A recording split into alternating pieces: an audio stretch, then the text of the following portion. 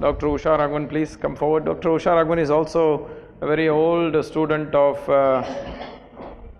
my father, and she is a medical doctor and as well, like you, sir. And she will share. She is now working with the Cancer Institute in Nadiyar. She will also have a lot of interesting stories to share about her experiences with sir. But before she starts speaking, we will traditionally welcome her in our own way. I'm going to ask Menaka Madam to welcome her.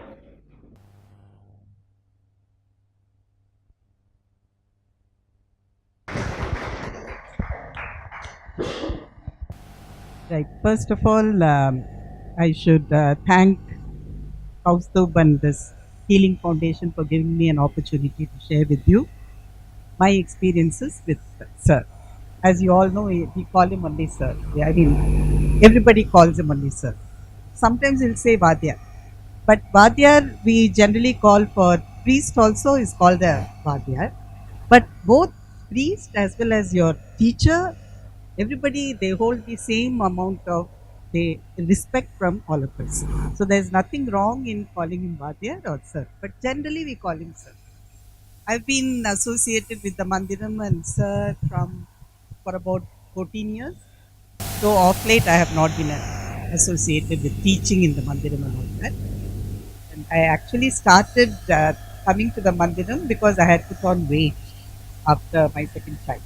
That was sometime 79.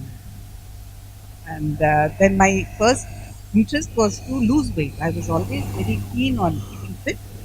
And we used to stay in C.P. Ramaswamy Road, and Sir was in St. Mary's Road. There used to be a board, Krishnamacharya Yoga Mandiram. And when I go for walks, I used to see it. And I said, okay, why not I try some yoga? So that's how I got introduced to yoga. That was long. And then you enter the mandiram and then you have a teacher and you start learning yoga. And then there I hear suddenly one day somebody chanting. And you get an interest in what's happening. So they tell me that's Vedic chanting going. Okay. And since I was studying and brought up in North, and I know of course Hindi and a little bit of Sanskrit as second language, I got interested in chanting. I said, "Can anybody learn?" I said, "Yes, of course you can learn." And I'm student of music also. I still call myself a student, whatever I do. And that's again maybe as Sir was always saying, that's how you grow with whom you have a contact. That's how you behave also, isn't it? And so I said, okay. So I had a good teacher and I started learning chanting from Freedom started first. And then, of course, we did a lot of chanting with Sir also. And then once we hear there is a class going on Bhagavad Gita, and there is a Sanskrit class where the teacher is sitting there. Abhaka used to hold a Sanskrit class. And one after the other, that's what we call, like, if you are in touch with a good person, you only step by step you grow. And the little bit Sanskrit interest that I had, it got of course some amount of Sanskrit classes that I had in the Mandiram. And then there was not like a scholar, right? It's all and like that, I would say yoga Mandiram, though it started as a more physical exercise, it influenced me really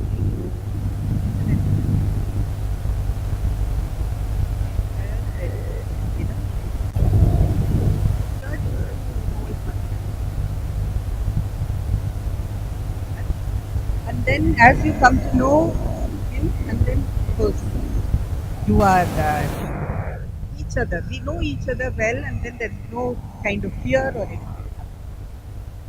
And we were lucky to have one exam on diploma course conducted, and we had an exam, and that time Krishnamacharya was also there.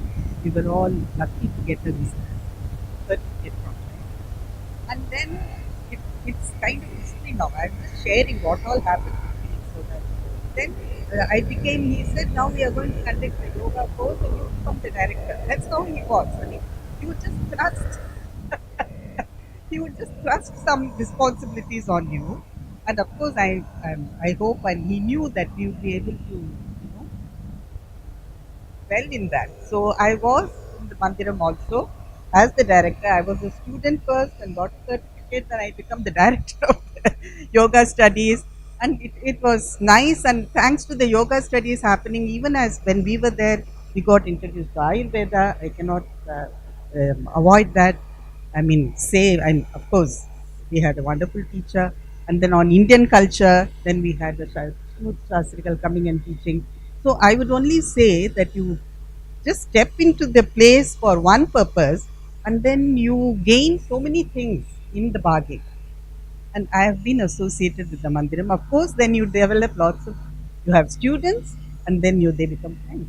So you also end up getting lots of friends, be them 20 years younger to you or whatever, but still they are good friends. So that's another advantage of being associated in this field. Sir has always been a wonderful person. That's all I can tell. Now, beyond that, it's difficult for me to talk about him. He is a wonderful person. He knew who needs what and what time. And his ability, one thing that always amazed me was his ability to just see the pulse and know what is the affliction, which is not so in allopathy. So, so it's not so. Just by pulse, you'll get some details, all right. But Sir will be able to decide. Of course, it's the Vata, Pitta, Kapha aspect of whatever, but he knows and he will give the right direction and the right asanas, what is to be done to that person. One another thing that I noticed is just because, like generally in Western medicine and all, there is a problem, then there is a treatment, and you follow it for most of the people. It's not so in yoga. That's what in yoga therapy it is not so. That's another thing that I learned. Just because you have a back pain, it is not that everybody should be doing this or should not be doing this. It varies with the individual. It is not the same. Just because one person had a BP and a headache and you gave one set of asanas, he benefited. The other one need not benefit with the same set of exercises. It does not happen.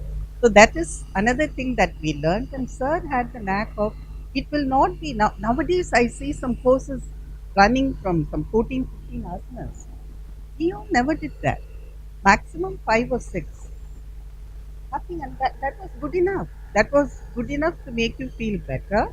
And then, of course, if you need, see, and of course, I have been dealing mostly with therapy.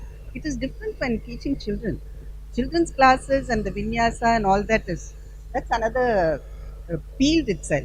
But for elderly people and for people who come with some problems, it is not the number of asanas or the difficult things, postures that you do which matters, but it is what is needed for you and what will be correct for you is what matters.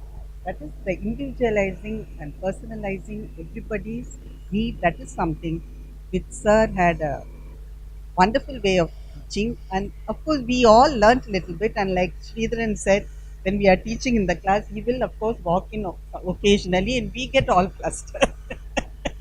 No, we would get flustered, of course, but not that we are doing anything. And we always had a thing of all our course corrections, like, whatever course we give over the week, we had the time enough to even go through it and ask, why did you do this? How does you think it helps?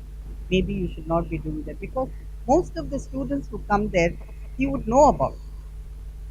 I don't know how it is now, and I'm sure they will all be following the same this thing.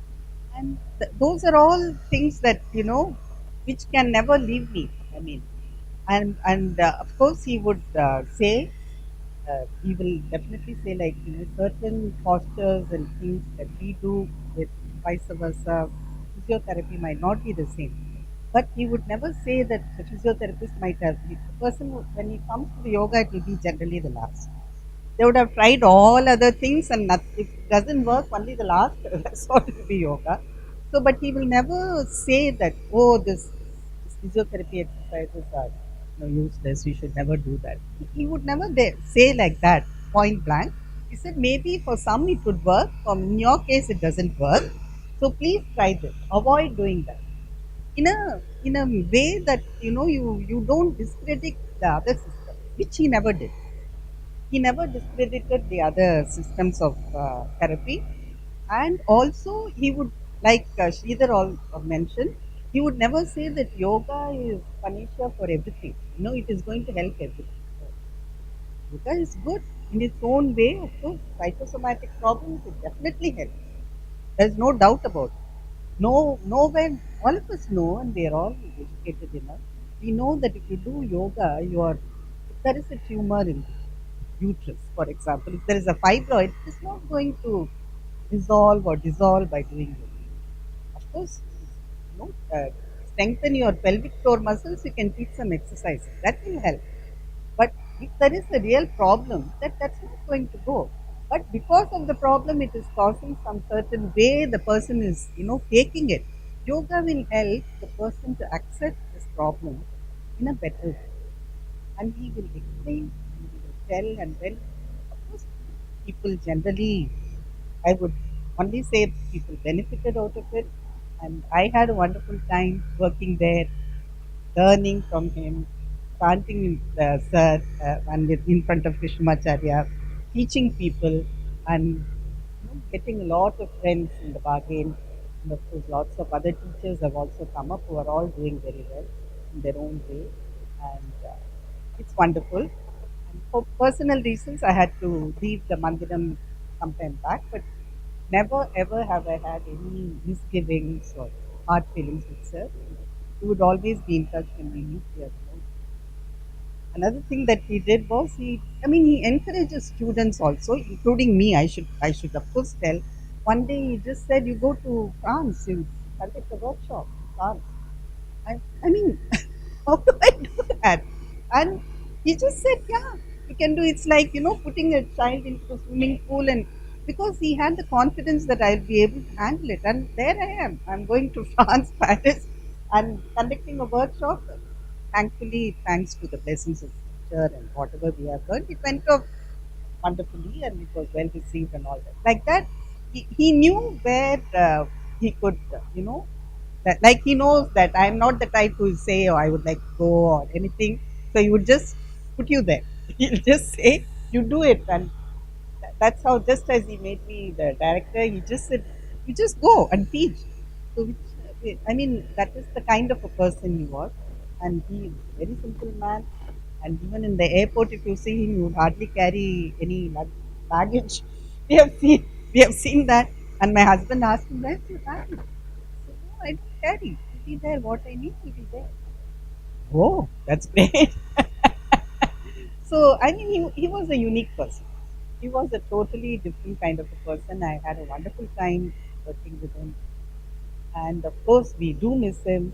He had a great love for his father, his teacher. We all continue to have, we all come from that same group of people who always respect our teachers, never forget the teacher. And thanks to him, I got interested in Vedanta. I can only say that start with, it was all with Sir, and just to learn something there, physical. It was all, you all know about Yoga Sutra and the 8 aspects and all that. We don't talk about Yama and Niyama because it is understood that we have to be, being a student, you have to be a good human being, or student of yoga.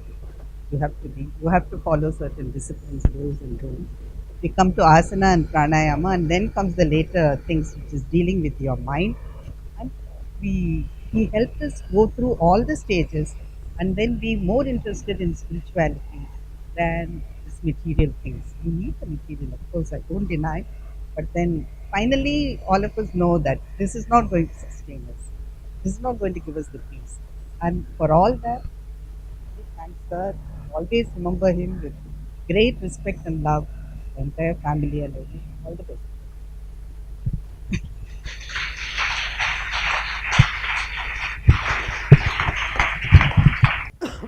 Thank you, Dr. Usha, for this wonderful talk and brings a lot of memories and feelings. I just wanted to say something which you said reminded me of something, and that confirms what Dr. Arjun was saying a bit earlier. I mean, My father was an expert in surprising people. No? And so, sometimes, very often when we are teaching classes, he will suddenly come in to do what is called supervision. And I really think that the word is so correct for Sir. Supervision.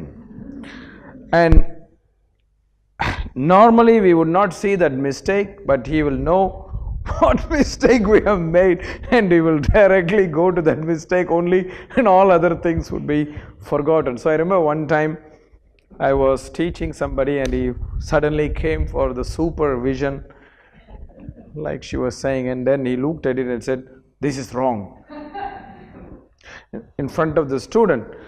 So if we are speechless at that time, we can't say, no, it's right, what the hell are you saying?